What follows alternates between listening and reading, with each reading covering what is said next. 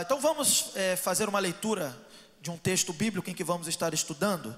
Abra sua Bíblia, conforme já está na tela aí, Efésios 6, capítulo 6, do verso 1 ao verso 4. Nesse mês da família nós estamos tratando alguns assuntos e me foi incumbido de trazer esse texto para os irmãos. E eu poderia resumir esse texto com a seguinte frase que está na tela, e eu vou então dizer: pais e filhos devem demonstrar reverência a Deus no seu relacionamento de acordo com o exemplo de Cristo. Mais uma vez, pais e filhos devem demonstrar reverência a Deus no seu relacionamento de acordo com o exemplo de Cristo. Bem, vamos ler o texto. Vós filhos, sede obedientes a vossos pais no Senhor, porque isto é justo.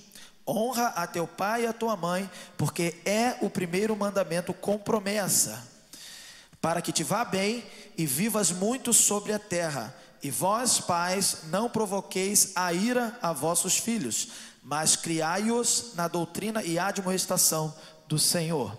Essa é a palavra de Deus, palavra do Senhor para nós nessa manhã. Vamos orar? Senhor Jesus, te agradecemos porque até aqui o Senhor tem nos ajudado e conduzido. Eu oro também, Senhor, por este texto que foi lido aqui e será exposto, que o teu Santo Espírito possa falar aos nossos corações. Portanto, Senhor, ilumine, Senhor, as nossas mentes, para que tenhamos um encontro real e transformador com o Senhor.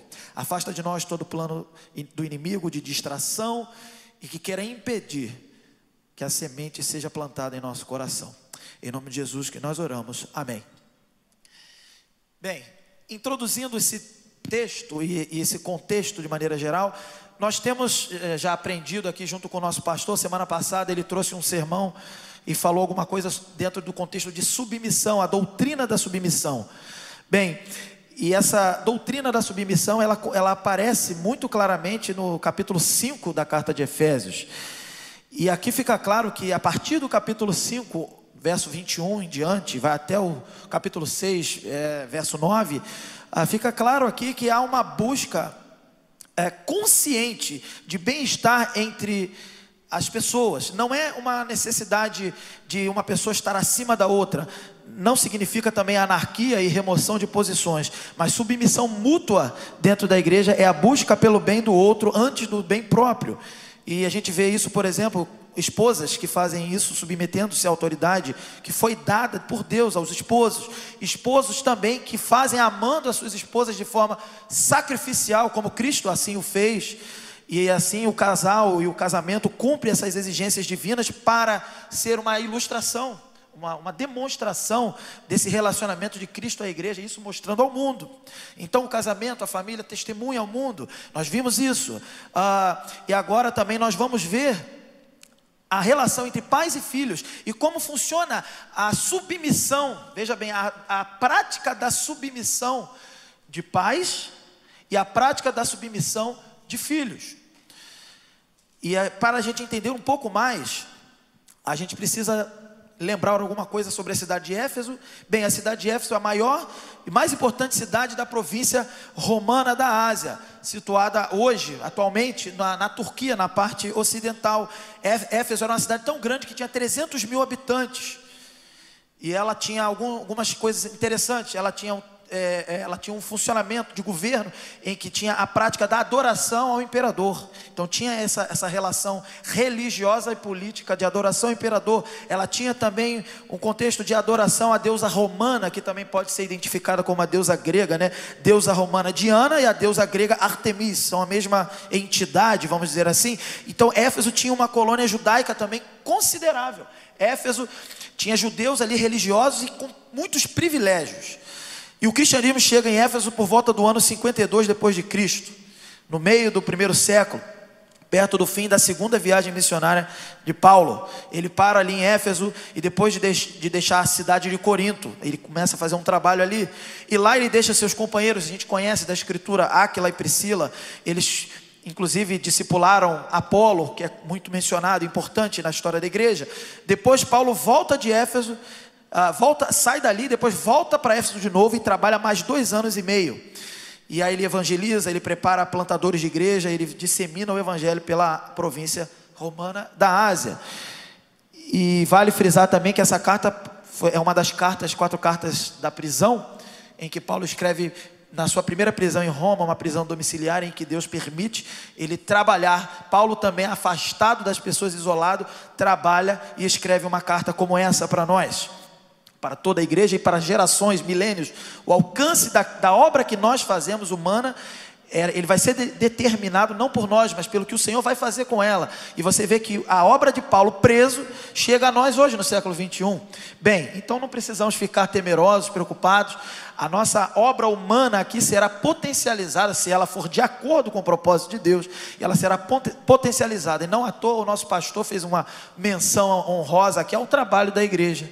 A nossa igreja não será, a nossa e toda a igreja que professa Jesus Cristo como Senhor e Salvador, não será calada, silenciada, nem impedida de atuar, porque o Senhor faz o evangelho chegar, e não importam as barreiras geográficas, as barreiras até mesmo sanitárias, e até mesmo as barreiras do tempo. Estamos 2000 anos depois aqui, falando de uma carta que Paulo escreveu preso. Não há barreiras e prisões, porque tudo isso é pela fé no Senhor. E alguns conceitos que a gente deve observar antes de entrar profundamente nesse texto. Bem, o primeiro conceito já está na tela, eu queria apresentar para vocês, que seria a origem e a constituição da família. A gente não pode perder de vista essa origem e constituição que é prevista na Bíblia em Gênesis. Veja aí, o primeiro versículo famoso, importante, acerca de algo relacionado à família, está em Gênesis 1, 28, a primeira parte, em que o texto diz assim: e Deus os abençoou, e Deus lhes disse: frutificai e multiplicai-vos, e enchei a terra e sujeitai-a. E aí vai dando uma orientação não mais para a família, mas para a administração e o trabalho. Por isso eu parei até aí nessa primeira parte. Nesse texto nós temos uma clara orientação, que inclusive posteriormente, ela foi repetida, ratificada, confirmada a Noé, quando através dele, da sua família, a reconstrução da humanidade. Também em Noé foi dada essa orientação: frutificar e multiplicar e encher a terra.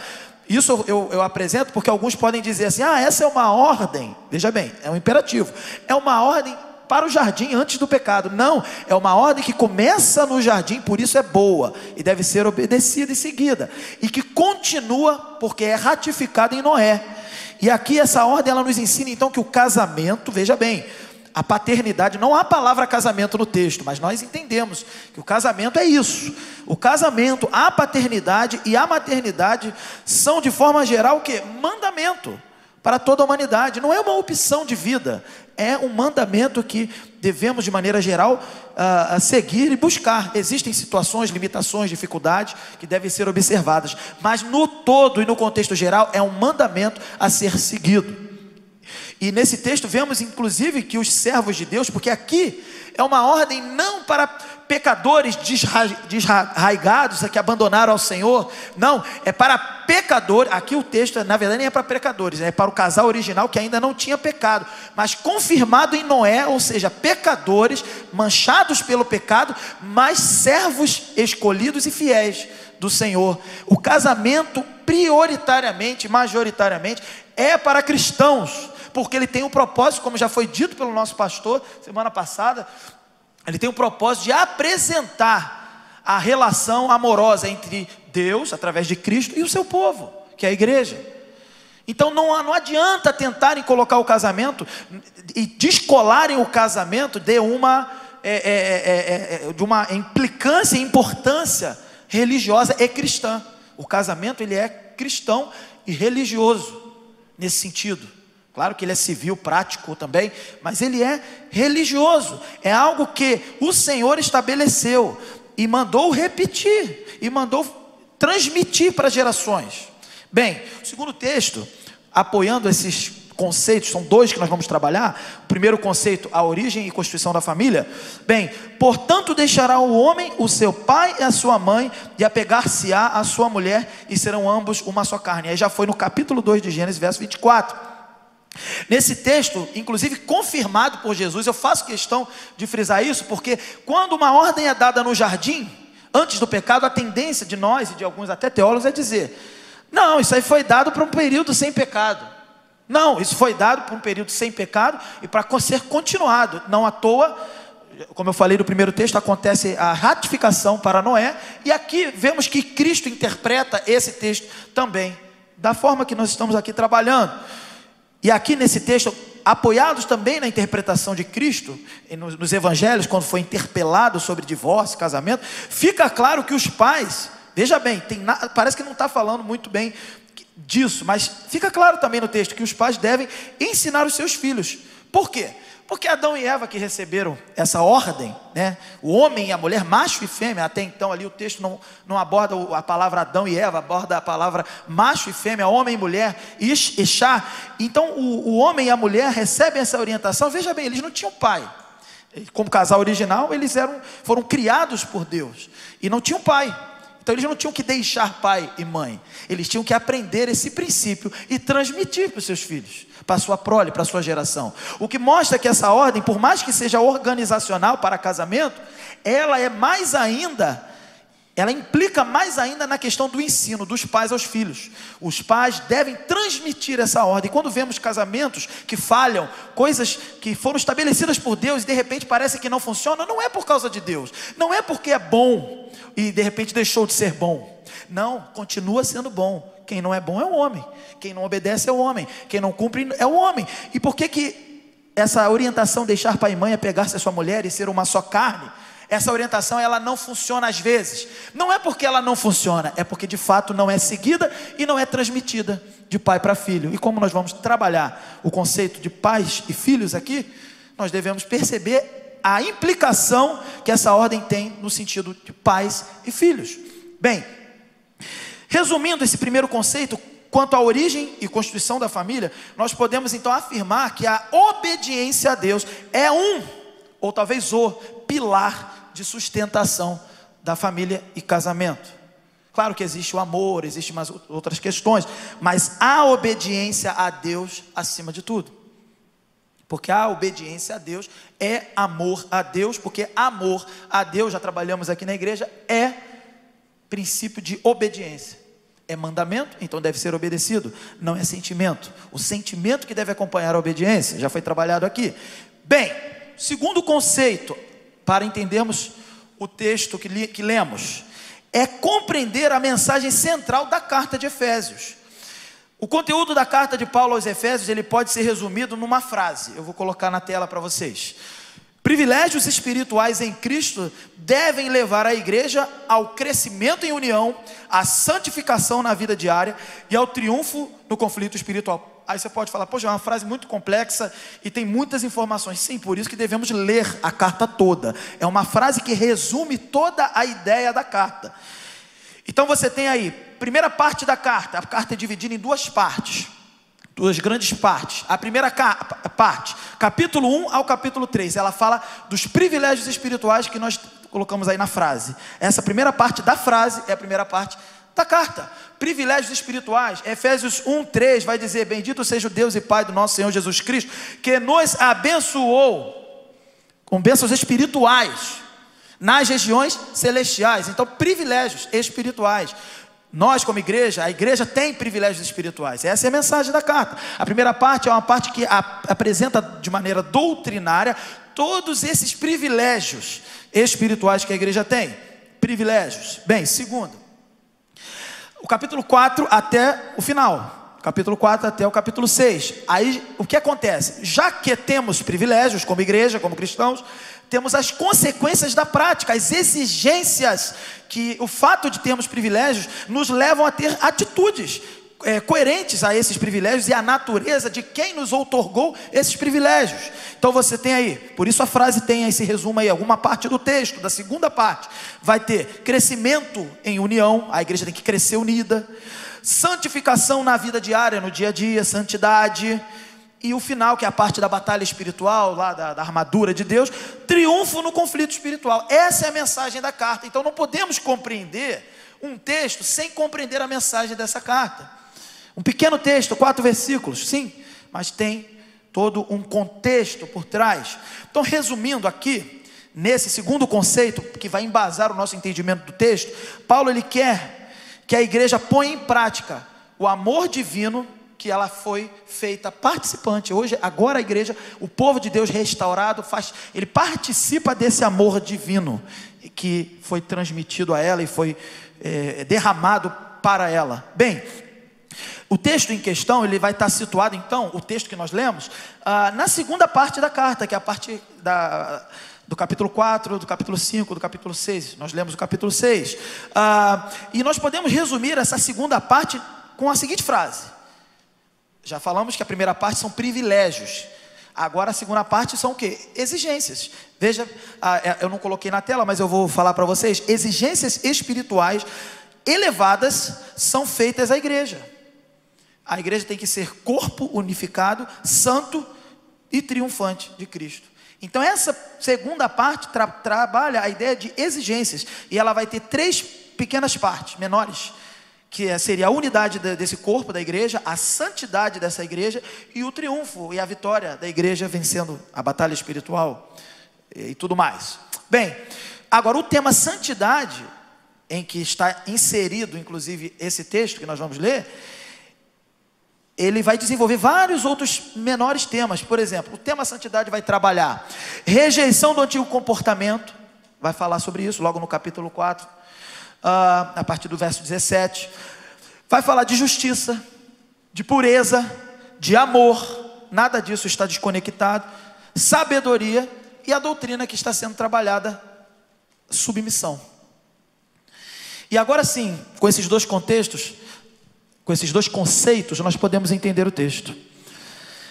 A doutrina da submissão, que eu já disse, foi trazida aqui, foi exposta inclusive no último culto pela manhã, pelo nosso pastor.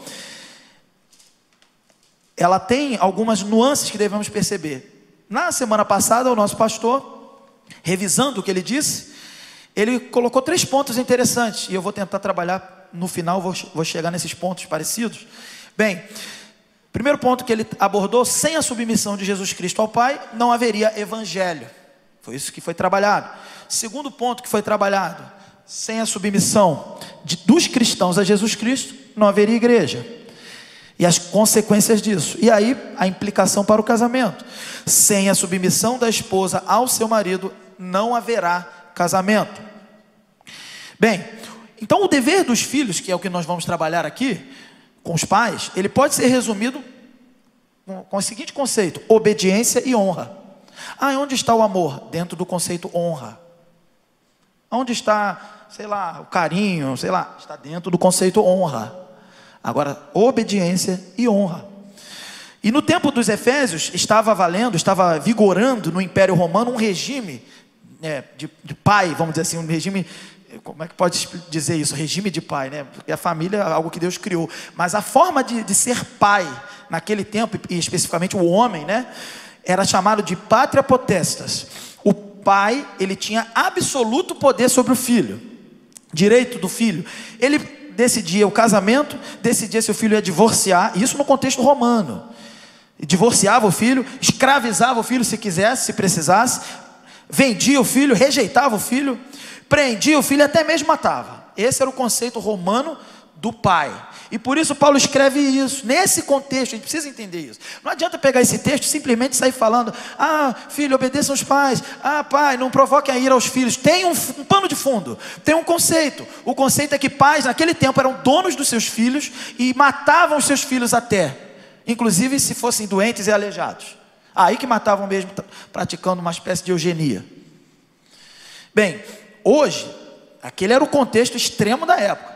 Hoje nós vivemos um outro contexto, nós vivemos um outro extremo.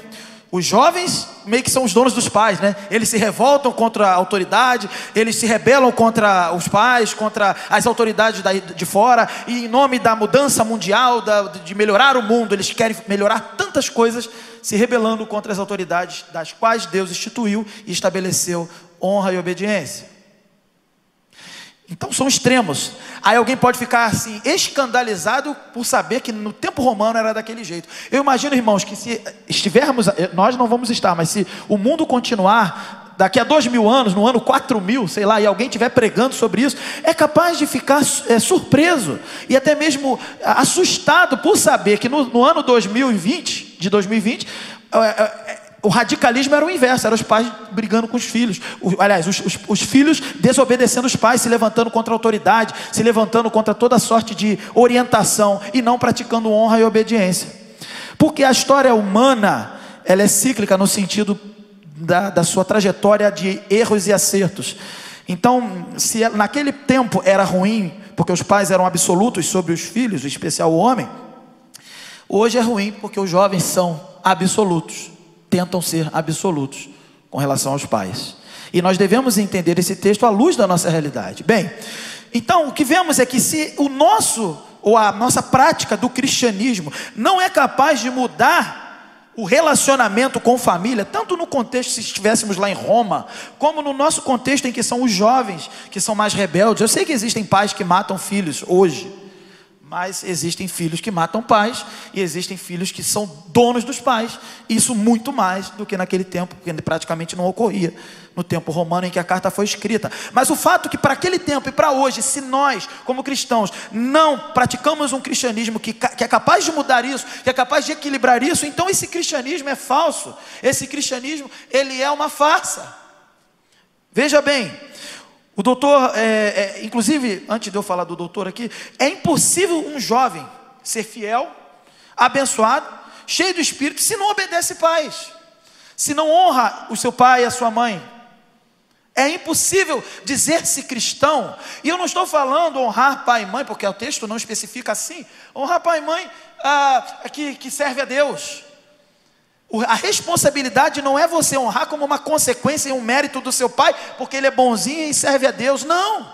A responsabilidade está no fato de que você tem um serviço a prestar ao Senhor. E nós vamos falar mais à frente. Você como filho, você como jovem. E o doutor Lloyd Jones afirma que famílias cristãs têm a oportunidade de testemunhar ao mundo simplesmente porque são diferentes, tanto do contexto romano quanto do nosso contexto contemporâneo do século 21. O sentido de família, casamento, tudo isso é diferente. E quantas vezes essas ideias mundanas entram dentro da nossa casa. Não, eu acho melhor você não casar, acho melhor você não ter filho, acho melhor você isso, acho melhor você não, cuidado, não falar com seu filho assim, de repente pode dar algum problema, cuidado, vem o conselho tutelar. Aí começa a vir uns conceitos até dentro da lei humana que são contrários à Escritura. E nós nos posicionamos favoráveis às leis humanas quando eles estão, às vezes, veja bem, pontualmente, às vezes estão totalmente contrários à orientação divina. E nesse sentido, somente neste sentido, nós devemos obedecer à lei divina. Mas temos que ter cuidado com a nossa teologia, porque podemos interpretar uma lei divina quando na verdade é algo da nossa cabeça. E aí estamos desobedecendo autoridades do mundo, do Brasil, sei lá de onde, dizendo que estamos seguindo a Deus. Porque muitas pessoas, inclusive por fazer uma teologia ruim, péssima até, muitas pessoas matam em nome de Deus. Não é isso que eu estou falando. Eu estou falando que existem sim posicionamentos da legislação no contexto do Brasil, de outros países, em que são contrários à instituição família do ponto de vista bíblico. E nós devemos seguir aquilo que a palavra nos orienta para tratar famílias. Bem, então nesse primeiro ponto ainda, o dever dos filhos com os pais é a primeira parte, são duas partes que eu dividi o texto, do verso 1 até o verso 3. O apóstolo ele vai mencionar 3 motivos que levam os filhos a serem obedientes aos pais. Isso está no texto, no verso 1. Veja bem, verso 1, o primeiro motivo fica claro, é o evangelho. Vamos lá. O evangelho: filhos, sede obedientes a vossos pais no Senhor. E aqui deixa claro o que eu já tinha começado a falar. Primeiro vale a pena lembrar que Colossenses 3:20, eu não vou ler, mas Colossenses 3:20 vai falar que os filhos devem obedecer aos pais em tudo. Essa é a afirmação de Paulo aos Colossenses. Já agora em Efésios, parece que dá uma evoluída, ou dá uma equilibrada nisso. E agora ele vai dar uma especificidade, uma especificação. E ele vai dizer que devem obedecer no Senhor. E a pergunta é, o que vale? O que significa isso? Significa que os filhos devem obedecer aos pais, como eu estava dizendo antes, porque eles quem? Os pais? Não, os filhos. Porque os filhos são servos de Cristo. Se o filho é um cristão, e se ele tem um compromisso com Cristo, porque se ele me ouve aqui, é porque ele deve ter um compromisso com Cristo e crer na Escritura e na palavra. Bem, se o filho então que me ouve aqui, e lê a Escritura e ouve a instrução dos pastores de maneira geral, ele deve obedecer o seu pai, porque ele, o filho, é cristão. Não é porque o pai é cristão. Existem pessoas que têm pais realmente péssimos, pais que abandonaram e que depois aparecem, pais que nunca aparecem, pais que são violentos, pais criminosos até. Seja qual for o contexto desse pai, não cristão que seja, o filho tem uma responsabilidade de obedecer aos pais, porque esse filho tem uma responsabilidade com Deus, porque esse filho é cristão. Então, neste sentido, essa ordem, obviamente, a carta foi escrita para a igreja. Não adianta pegar isso aqui e falar para um não crente, porque o homem carnal não discerne as coisas espirituais, já disse Paulo. Não adianta falar para um cara lá de fora, você obedece seu pai. Ele vai, às vezes vai obedecer, às vezes não vai, porque, e se obedecer foi permissão de Deus, e misericórdia e graça comum, né, que Deus dá a todos os homens. Agora, essa orientação aqui é uma orientação espiritual, restrita a cristãos, que claro que qualquer outra pessoa que fizer fará de forma torta, porca, e ainda assim será bênção de alguma forma. Mas essa orientação plena, só um cristão pode cumprir. Filho cristão, filho que teme a Deus, filho que ama a Jesus Cristo, obedeça o seu pai, porque você ama a Deus, porque você tem um relacionamento com Cristo, porque isso é agradável ao Senhor. Segundo motivo que deve obedecer a Deus, quanto à natureza dessa ordem, como eu já estava introduzindo aqui, é claro que um não crente obedecendo a Deus, isso é bom, isso faz bem. Um não crente obedecendo a Deus, não, mas um não crente obedecendo ao Pai, isso é bom, isso faz bem, isso de alguma forma ajuda, alivia esse mundo mau e pecaminoso, com certeza. Existem pessoas razoavelmente boas, não suficiente para a salvação, mas pessoas que não têm Cristo, mas que são de certa forma bondosas e generosas, porque Deus permite isso no meio de um mundo dominado pelo pecado. Então, claro, essa ordem é natural, essa ordem é para todo ser humano, e que todo ser humano fizer isso, o sentido dela é justo. O cristão, ele tem um ponto mais elevado, porque ele deve fazer isso porque ele ama a Deus, mas ele também deve fazer isso porque até o mundano que não ama a Deus, faz de alguma forma, de um jeito torto e porco. A obediência dos filhos aos pais é uma lei natural, um comportamento padrão de toda a sociedade.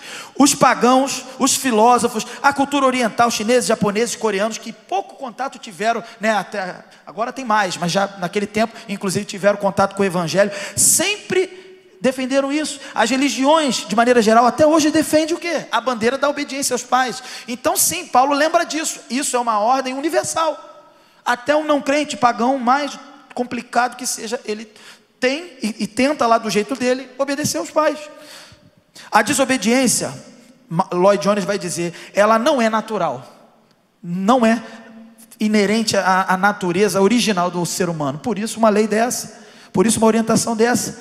A desobediência aos pais é um sinal, na verdade, e aí Paulo vai mostrar isso em Romanos 1, 28 a 32, 2 Timóteo 3, 1 a 5, a desobediência aos pais é um sinal da decadência moral e também um sinal do fim dos tempos. A decadência moral da sociedade e um sinal do fim dos tempos. Em Romanos 1, 28 a 32, eu não vou ler, já foi muito trabalhado aqui, é uma lista de pecados, inúmeros pecados, exaustivo, vai falar do ser humano corrompido pelo pecado, o ser humano que está lá fora. Paulo estava tentando escrever isso, falando assim, existem pessoas abandonadas aí fora que não têm Cristo, cegas, e elas são assim. Aí ele mostra a lista, e Deus está irado com essas pessoas, e nessa lista de pecados horrendos, absurdos, que nós aqui na igreja ficamos até assustados quando lemos, está incluído desobediência aos pais. E às vezes nós relativizamos a desobediência aos pais como se fosse algo simples. Que isso, bobeira. Não, a desobediência aos pais é algo terrível e grave diante da Escritura, segundo essa lista de Romanos aqui. E 2 Timóteo, quando vai listar outros pecados terríveis, como sinal do fim dos tempos, inclui também desobediência aos pais. Irmãos, quando a gente vai falar de fim dos tempos, nesse período em que muito se lembra de fim dos tempos, quando a gente vai falar, olha, a sociedade está perdida, a sociedade isso, fala muito de moralidade sexual, de drogas e tudo isso, e é verdade, é péssimo, é ruim, e é sinal do fim dos tempos, mas a gente esquece que também sinal do fim dos tempos é desobediência aos pais. Então essa ordem é natural e deve ser seguida.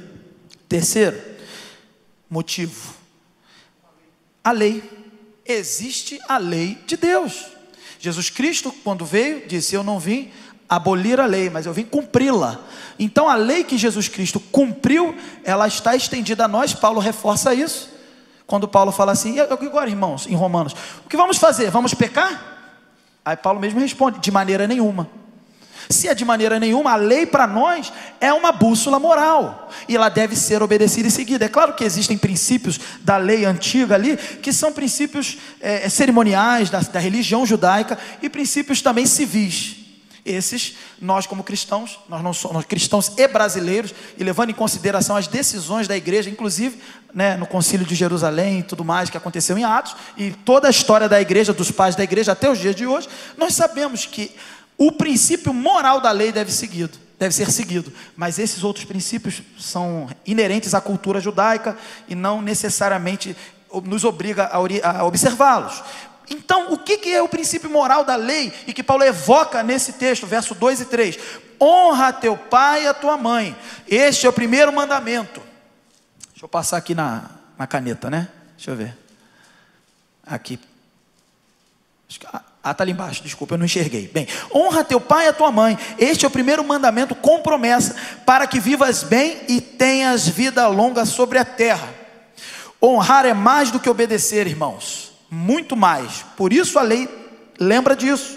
Os filhos não devem apenas prestar obediência. Alguém pode perguntar: é possível obedecer sem honrar? É. O filho pródigo foi um desobediente, mas o irmão do filho pródigo, ele foi um cara lá obediente, mas que desonrou seu pai, reprovando a misericórdia que o pai derramou sobre o filho rebelde, que esse era o desobediente. Então, nesse sentido, na história do filho pródigo, você tem dois filhos reprovados, um porque não foi obediente, e depois, claro, redimido, e um outro filho reprovado, porque não honrou seu pai na sua decisão misericordiosa. Então, a honra é necessária, está na lei, é uma bússola moral para nós. E é interessante que o que significa isso? É dedicar amor ao seu pai, respeito, cuidado. Nesse período de pandemia, se o pai é mais idoso, ajuda ele lá naquilo que ele não pode fazer. Amor não apenas sentimental, mas na prática. Na prática. Não adianta sentir e não expressar. Tem muita gente que sente amor e não expressa. Aí vai expressar depois, no cemitério. Expresse o amor hoje, com atitudes concretas. Filho. E essa palavra, sempre que eu compartilho nesse púlpito, ela em primeiro lugar fala comigo. Então eu expresso aqui em público, não fazendo demagogia, o meu amor aos meus pais e minha gratidão, porque me criaram e têm me ajudado até hoje. Eu amo os meus pais. Eu honro os meus pais nesse momento. Bem, honrar é isso, é cuidar, é atender. Falhamos às vezes, sim, como filhos, falhamos. Desobedecemos, está errado. Estamos aprendendo aqui. Mas não perca o sentido de honrar o seu pai. Porque honrar pai e mãe, irmãos, é honrar a Deus. E é tão importante, honrar pai e mãe é honrar a Deus, é tão importante que a gente vai ver isso no Velho Testamento, em Levítico 19, de 1 a 3. Honrar a Deus, honrar aos pais é honrar a Deus. A desonra aos pais, inclusive no Velho Testamento, claro que nós não vamos fazer isso nos dias de hoje, mas para entendermos a gravidade da falta de honra ao pai e o sentido espiritual do que representa honrar o pai, quando você tem um compromisso maior, que é honrar a Deus, e por isso honrar o pai. A punição, a pena de um filho que desonrava naquele tempo o pai, era a morte. Então, em última análise aqui, resistir à autoridade dos pais, na verdade não é resistir ao pai, insurgir-se contra o pai, mas não, é insurgir-se contra a autoridade do próprio Deus. Filho rebelde, filho desobediente, não se levante contra Deus. Quando você estiver diante do seu pai, ame a Deus em primeiro lugar, recolha-se, cale o seu coração, silencie a sua mente rebelde, e demonstre honra e obediência ao seu pai, acima de tudo por amor a Deus. E ame o seu pai, inclusive, aprenda a amá-lo, amando a Deus. Ou seja, seja transformado pelo Evangelho, seja capacitado a amar a Deus, para poder amar o próximo, como é a lei, e nesse sentido amar o seu pai. Bem, a honra, obviamente, quem honra o pai e a mãe tem benefícios. Bem, a promessa consiste em, veja bem aqui, prosperidade e longevidade. Está aí no texto, não é isso? Para que te vá bem, que vivas bem e que tenha vidas longas sobre a terra. Prosperidade e longevidade. Precisamos fazer um entendimento melhor do Antigo Testamento, que Paulo evoca aqui. No Antigo Testamento as bênçãos eram terrenas, temporais, por isso uma orientação como essa. Mas com a posse, inclusive eles sempre pensavam coisas do tipo prosperidade, ter a terra deles, né? O que mais? Libertação, tinha que ser liberto lá da escravidão, da Babilônia e de tudo mais. Eram questões terrenas, temporais. O templo quebrado, a presença de Deus, a glória não estava mais com eles. O templo destruído tinha que ser reconstruído. Era sempre algo terreno e físico, apontando para a verdadeira realidade, que não é mais algo físico especificamente. Como Jesus disse, o meu reino não é deste mundo. Agora a realidade do reino dos céus se faz presente na terra, e essa realidade é além daquilo que é material, ela é espiritual. E por isso, então, entender essas bênçãos aqui, esses benefícios aqui da promessa de honrar pai e mãe, que no caso seria prosperidade e longevidade, nós devemos entender à luz do Novo Testamento. Então seria uma prosperidade que transcende a materialidade, uma prosperidade espiritual, que independente das circunstâncias, o cristão, o filho que é obediente ao pai, ele põe a sua mão e naquilo que ele se presta a fazer para o reino de Deus, prospera.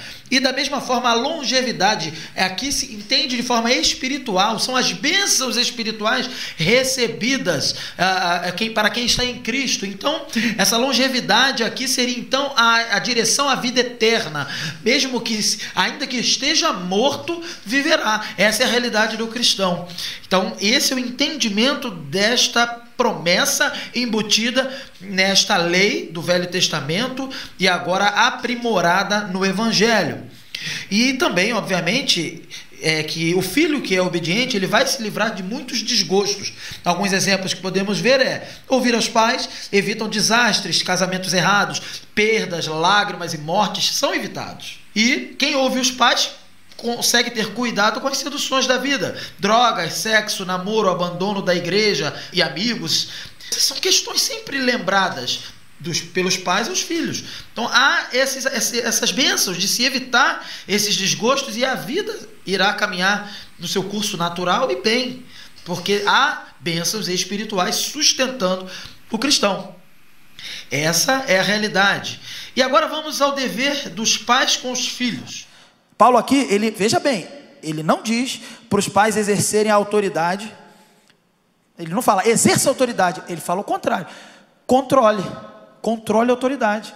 Ele diz assim, não provoquem a ira. É uma ordem o quê? Negativa, porque o contexto era do pai, do pátria potestas, o pai que era o dono, que matava, nasceu com defeito, mata, porque minha família não vai ter defeituoso na cabeça deles, era assim. Então Paulo vai falar, não provoquem a ira aos vossos filhos. Até como eu disse, as pessoas com um pouco mais de desobediência, os filhos com um pouco mais de desobediência, poderiam ser mortos pelos seus pais, naquele contexto romano. E Paulo fala, aí também não. Quem julga isso é Deus. Quem define o destino de um filho, provavelmente desobediente, é Deus. Se haverá, obviamente, salvação, misericórdia, através do Evangelho, ou se haverá condenação. Não é o pai que mata. E aqui Paulo ele vai ensinar que o pai cristão, então, ele não deve seguir esse modelo. Ele tem um outro modelo a seguir, que já foi apresentado no capítulo 5. O modelo do casamento, o modelo do marido com a esposa, a submissão da esposa que ensina o seu filho. E o amor sacrificial do pai, do esposo, que ensina também o filho. Outro modelo, e o modelo principal, porque é uma reação em cadeia, tem uma origem. É a submissão de Cristo a Deus. Esse é o modelo a ser seguido. Na verdade, quando vemos isso, os pais eles não devem então exacerbar a sua autoridade, eles devem controlar. Mas o cristão que imita então outro modelo, então percebe que a paternidade ela tem outra origem. Essa origem é em Deus. O pai tem que ser uma espécie de parte visível desse Deus, representante desse Deus, não só o pai e a mãe, falo os pais de maneira geral, o marido para com a esposa também, junto com o marido para com os filhos. Não, na verdade, então, quem cria os filhos não são os pais, é o próprio Deus, por intermédio dos pais. Precisamos ter isso em mente. O homem lá fora, o homem mundano não vai perceber isso, não vai entender isso. Quem cria os filhos é Deus através dos pais, ou são os pais que são usados para que Deus crie os filhos. Não entenda que você é dono do seu filho, que meu filho, eu queria que ele fosse médico, eu queria que ele fosse sei lá o que, advogado, eu queria que ele fosse... Você pode querer tantas coisas e o próprio filho vai querer muitas outras, mas quem quer alguma coisa aqui é Deus, e é Ele que vai nortear e decidir. Então vejamos alguns exemplos de como provocar a ira aos filhos, caminhando para o final. Veja bem, ainda estamos na parte negativa. Excesso de proteção, favoritismo, Isaac com Esaú, Rebeca com Jacó, percebe? Favoritismo, problemas gravíssimos. Falta de diálogo e atenção, Davi e Absalão, aconteceu isso e gerou uma guerra no reino. Expressar, e muitos pais fazem isso, o descontentamento sempre, o pai, a mãe, descontentes com seu filho, expressando isso, e não aprovam o desempenho do filho, e nunca dá uma palavra de ânimo, palavras duras e até violência. Não identificar as diferenças que um filho tem do outro, para saber abordar. Falta de consistência na vida, pais inconsistentes, não tem norte na vida, nem na vida material e nem na vida espiritual e na disciplina. Todos esses e muitos outros exemplos, eles devem ser evitados, para que não, como pais, para que não provoquemos ira aos nossos filhos. E a autoridade dos pais, ela, como eu disse, não deve ser em excesso. Entretanto, ela deve sim ser exercida até o limite da disciplina bíblica. Há um limite bíblico na disciplina. E a gente vê isso na segunda parte do verso 4. Aqui Paulo vai dar uma orientação agora positiva. Na verdade, 4 orientações positivas. Paulo apresenta 4 exortações. Primeiro, mas criai-os, os pais devem cuidar da vida dos filhos como um todo. Aqui esse criai-os é uma palavra grega, ektrepho, né? Traduzida por criar, quer dizer nutrir, alimentar, e não só com comida, mas nutrir de maneira geral, todas as necessidades desse filho. E inclusive, esse sentido aqui inclui amor, limites, segurança, encorajamento, tudo isso significa nutrir no sentido de criação, que Paulo apresenta aqui. Mais um pouco, na disciplina, criar na disciplina, traduzido como disciplina ou doutrina no texto bíblico. Aí muitos vão pensar assim, então é a Bíblia. Também está incluída a Bíblia, mas não necessariamente. A palavra grega paideia, aqui paideia, alguma coisa assim, paideia, traduzida por disciplina ou doutrina. Ela tem o sentido de treinamento por meio da disciplina prática.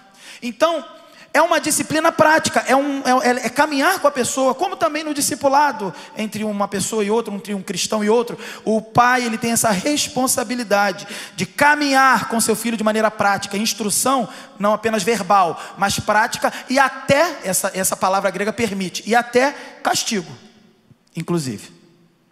Terceiro, admoestação. Então é na disciplina ou doutrina e na admoestação. Essa palavra aí, grega, nouthesia, traduzida por admoestação, ela quer dizer, agora sim, educação verbal. A educação prática foi anterior, agora educação verbal, é educar por meio da fala, equilibrando o ensino, a advertência e o estímulo. É isso que tem no texto. Esse equilíbrio entre advertência e estímulo é fundamental para a criação dos filhos. E Russell Shedd diz que o sentido dessa palavra quer ressaltar que os filhos devem começar desde pequenos, ainda tem isso no sentido original da palavra, desde pequenos a aprender de maneira falada e também em prática, mas aqui a palavra é para algo falado, a distinguir entre o certo e o errado. Um mundo hoje que não sabe mais o que é certo e o que é errado vira certo, o que é certo vira errado. Falta isso. Famílias fortes, igrejas fortes, que ensinem o certo e o errado desde pequeno. Quarto,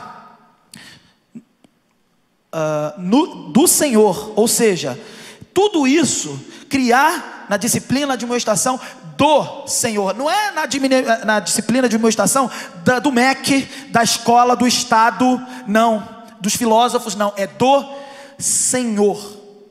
A expressão do Senhor, ela vai ressaltar que toda a formação dos pais aos filhos, mesmo que inclua a ciência e todas as questões acessórias que quando vão à escola e todas as formações seculares, essa situação deve ser segundo um padrão bíblico do Senhor.